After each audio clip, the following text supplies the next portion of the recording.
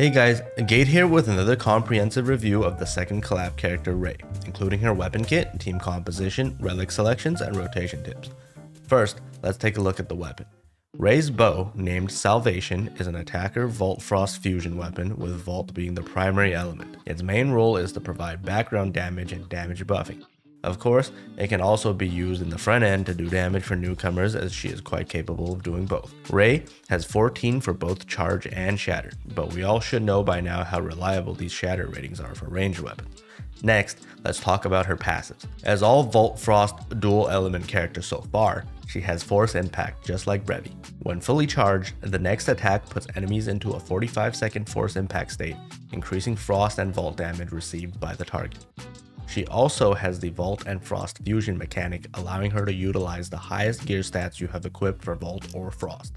She also has both Vault and Frost resonance, granting increased attack and resistances when using 2 or more same element weapons. Finally, she has Unload, similar to Plotty, Linghan, and Zeke, dealing damage every second for 30 seconds as long as we cast her skill, scaling off of all the player's stats as a sort of guaranteed base damage for new players, but not being affected by any damage increases except from Titan substats.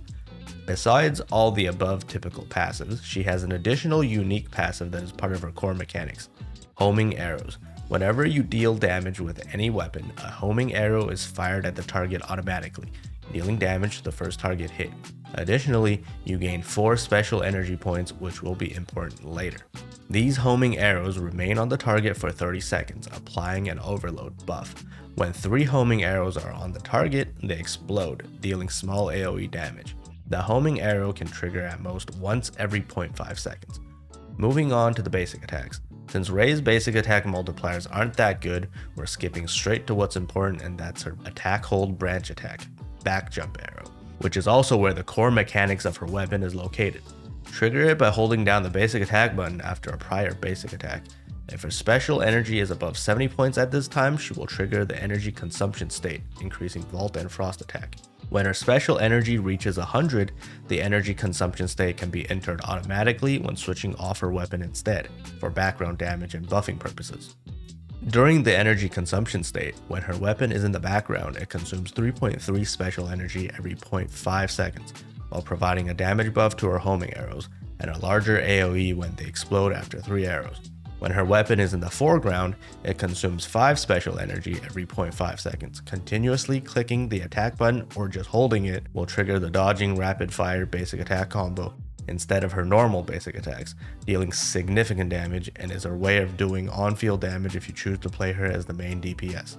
Moving on to the dodge attacks. Her dodge attacks are pretty basic and barely does any damage, but there's this interesting mechanic where if you press the attack button at the right time, when her hand glows, she will trigger an enhanced dodge attack, doing more damage and, more importantly, generate a blocking barrier for 15 seconds that can block up to 10% max HP, and up to 3 barriers can exist at once. Use this ability however you see fit, but I still think it's pretty useless. Her skill description is some of the shortest we've seen in a while now. Basically just deals damage, gives hyper body during cast, and most importantly gives 35 special energy. Her discharge is similarly short, with the usual damage iframes, and most importantly gives 30 special energy on hit. That's it to her kit. Next, let's talk about her stars. 1 star. When in the background, the explosion damage of homing arrow is increased. Basically, get it if you can for the purpose of not wasting flame gold. If you're unlucky and had to 120 pity, perfectly fine to ignore this star as it's pretty insignificant. 3 star. Increase Vault and Frost damage to overloaded targets by 12%. Remember, any target being hit by your homing arrows will count, which is basically just damage buff and not essential. 5 star. Gain additional 25 special energy on skill cast. At first glance, it seems pretty bad as it doesn't provide any damage, but it is a critical star on CN for smoother and faster rotation purposes, as you can now jump cancel your discharge, as well as not having to wait an extra second or 2 to fully charge your special energy every 20-second rotation. For global, however, given that Mimi 3-star reduces hers and Brevi's cooldown to 24 seconds instead of 20 seconds like on CN, you end up being stuck with 4 seconds extra of downtime, in which your homing arrows will be charging you up anyways, which kinda makes this 5-star effect obsolete. Finally, the 6-star effect is just further damage buffs for Vault and Frost for 20 seconds after entering the energy consumption state. As usual, get it if you're a whale. Moving on to the Matrices, Rei's 2P set provides a simple damage buff for Vault and Frost. After equipping her weapon's Salvation, you gain the ability to ignore a percentage of the target's Vault and Frost resistance, up to a global cap of 50%. The 4P set is also a very straightforward final damage buff, as well as a minor 5-second attack buff for Vault and Frost when dealing damage with Rei's weapon, which can be considered permanently active due to the homing arrow passive. Moving on to her Simulacra Trait, Rei's trait is very strong as long as you are in the attacker residence, providing the typical 18% final damage along with a significant vault damage buff.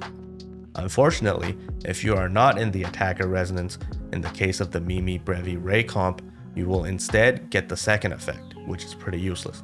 In this case, you should use Brevi's trait instead. For Relic Selection, we use dice and either bubble gun, mask, or control gun, whichever one is at 5 stars.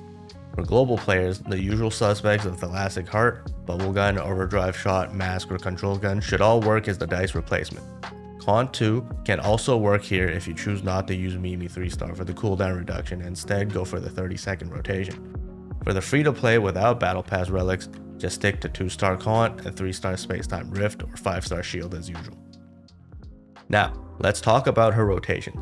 For Vault teams, it's complicated, since Vault has been scuffed ever since the Fenrir incident on Global, and we got Global exclusive cooldown adjustments. Rotations on Global can never match CN 1-to-1, so I'll just give some general rotation guidelines for you all and a tank of copium to inhale, and we pray that one day Vault will finally be good again. For sub DPS Rei, your primary concern is to charge your special energy to 100 ASAP and then swapping to your damage dealing weapon.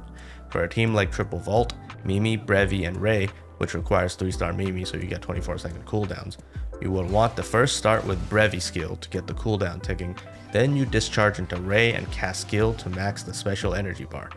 Once it's maxed, you switch to Mimi for burst and then hold attack to right before you get full discharge bar, where you then want to switch back to Brevi for her hold attack, main DPS. You continue holding until Brevi's skill goes off cooldown, which happens 4 seconds later compared to CN, where you get to build 4 extra seconds of special energy.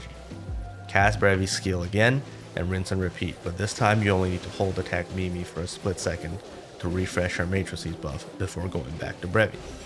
This 4 extra seconds of downtime waiting for Brevi's cooldown actually makes the 5-star extra energy irrelevant, and is a decent option for low investment players that have 3-star Mimi somehow. The other alternative is running Nyan instead of Mimi, and you operate off of a 30-second Brevi skill cooldown rotation. Again, you want to open up with Brevi skill, followed by Nyan discharge into skill, into Rei discharge into skill, and then you swap back to Brevi and hold attack. The key here is to pay attention to the special energy meter instead. The moment the special energy meter depletes, you should discharge back into Rei and skill to fully charge special energy, and you go back to Brevi hold. The moment Brevi goes off cooldown every 30 seconds, you want to recast her skill, and pretty much ignore Nyan until musical notes are about to disappear to recast Nyan discharge and skill. The idea is to pay attention to all 3 cooldowns separately. Rei every 20 seconds, Brevi every 30 seconds, and Nyan every 60 seconds, and everything surprisingly just aligns.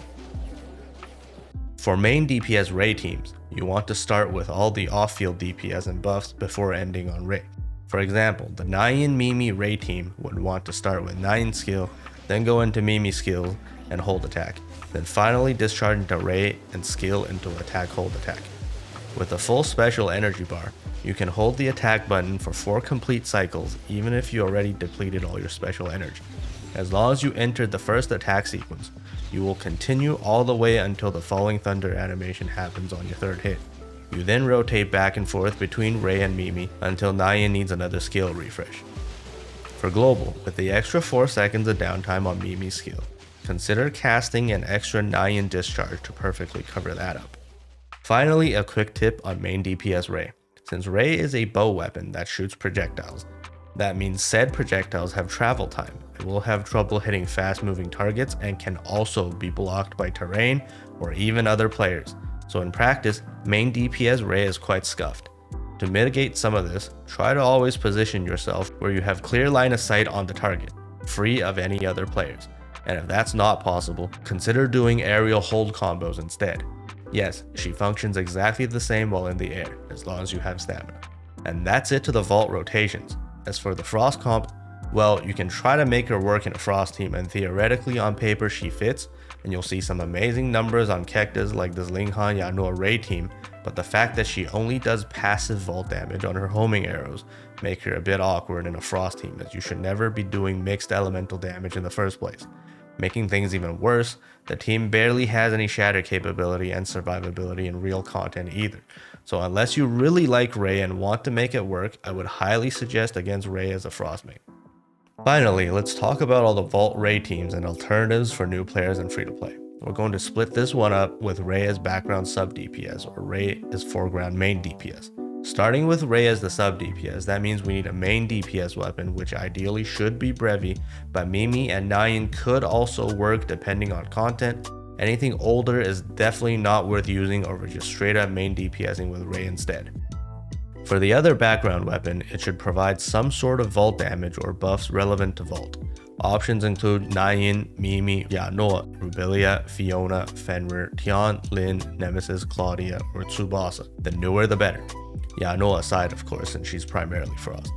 Also, do pay attention to not accidentally trigger Benediction Resonance with Brevi and Fiona. For a Rei as main DPS team comp, you should run 2 other sub DPS or vault damage buffing weapons to maximize Rei's damage. This basically means pick 2 out of any of the previous lists and you have a team. All you gotta do is apply buffs with the 2 weapons, then switch to Rei, press skill, and start spamming her energy consumption state bow shots. For matrices setups, every weapon with their own limited matrices should be best in slot. If not, then if you pulled for Rei 4-piece, you want to put her 4-piece on any weapon that's not the main DPS, since her effect works completely in the background. If you didn't pull for her 4-piece, any background matrices from the below list can be put on your 2 background weapons. 2+2-piece altered, Yanoa, Brevi, Mimi, Rubilia, Fenrir, Tian, Scylla, Habola, Shiro. For the main DPS weapon, you should use your typical main DPS setup, 2-piece Lyra plus 2-piece Samir. Alternative 2-pieces include any relevant 2-piece limited, or Shiro, Crow, Cobalt, Habu, or Scylla. In conclusion, Rei is a very versatile vault DPS weapon that can be used either as a main DPS or off-field sub DPS that works perfectly fine at low stars, and is a highly recommended pull for vault mains, be it old, returning, or new players. However, her Frost support capabilities are a bit lackluster, so I would recommend any meta chasing Frost mains to skip her, unless you are an absolute simp for the character. And that's it for Rei. If you still have any questions, feel free to come over to Twitch or join the Discord to ask. Our wholesome, definitely not toxic community will surely answer all your questions. So, are you ready for the EVA collab in Rei, or are you still holding out for 4.0 characters? Let me know in the comments below. Also, don't forget to like, subscribe, and hit that notification bell for the next video. Wishing you all good luck on your pulls, and I hope you're still having fun in the collab patch.